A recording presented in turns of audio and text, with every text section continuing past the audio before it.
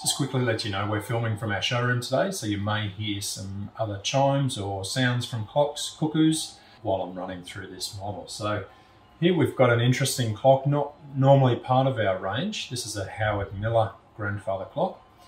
It has a Keininger triple chime cable driven movement.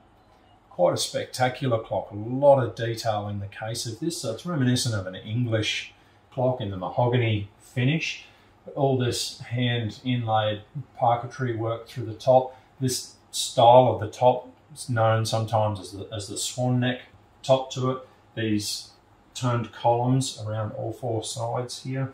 More detail in the door, beveled glass, and then the base is quite elaborately detailed with, has some curl cut or crotch cut veneer on the front of the case here as well, which is quite spectacular. We'll have a little listen to the chime. So as I said, this is a triple chime grandfather clock. And the dial on this particular clock's a little bit different. Often your chime selection's down on the sides, beside the 3 and the 9 position on your chapter ring. But here we've got our chime selection up the top here, and we can also change from strike to automatic night off up in the corner here. So with a triple chime movement, you can select one of 3. That's all that means. It has 3 chimes in the movement. So at 1/4 we get 1/4 of whichever chime you've selected, and half at 1/2, 3/4 of the chime at 1/4 and then the full chime on the hour. I'm going to start with the St. Michael's chime. So we're just going to hear 1/4 of that chime.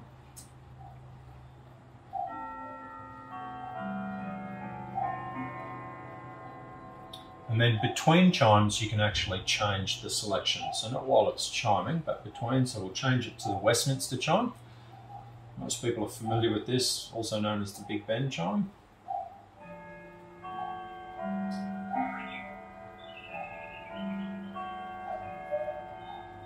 And we also have the Whittington.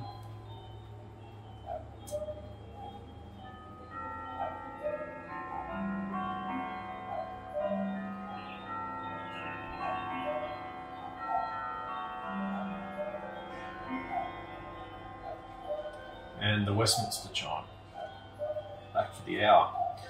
Now on this side, as I said, we have automatic night off. And what this does is it makes the clock stop chiming at 10 o'clock in the evening. So this is going to be the last chime for the evening at 10 o'clock.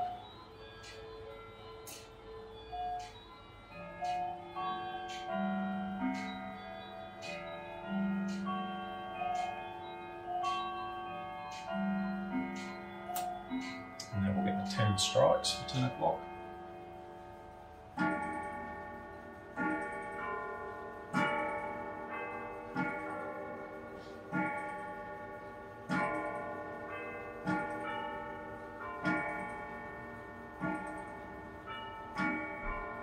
And so from this point on, as I put it in automatic night off, it's actually going to be silent through till 7:15 in the morning. So when we leave it on automatic night off, that's an automatic silencing every evening. And then it automatically resumes at 7:15.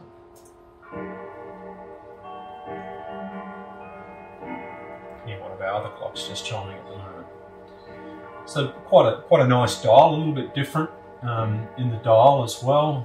Little wheat marks through the top here, and just the colouring of the dial is a little bit different to suit this clock.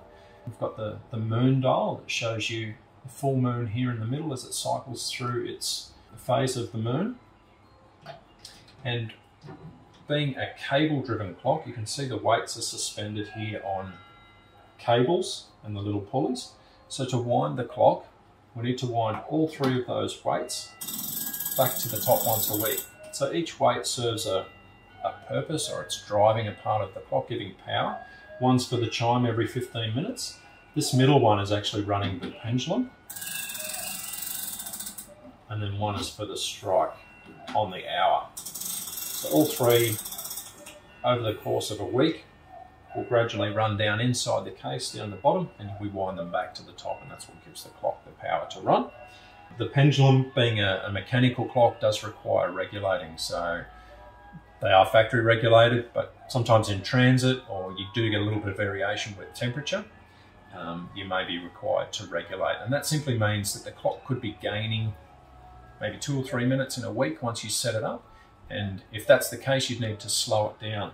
And you wind that little nut on the bottom of the pendulum down and lengthen your pendulum to make it swing wider and run slower. Or you wind it up if your clock is running slow and you need to increase the speed of your clock.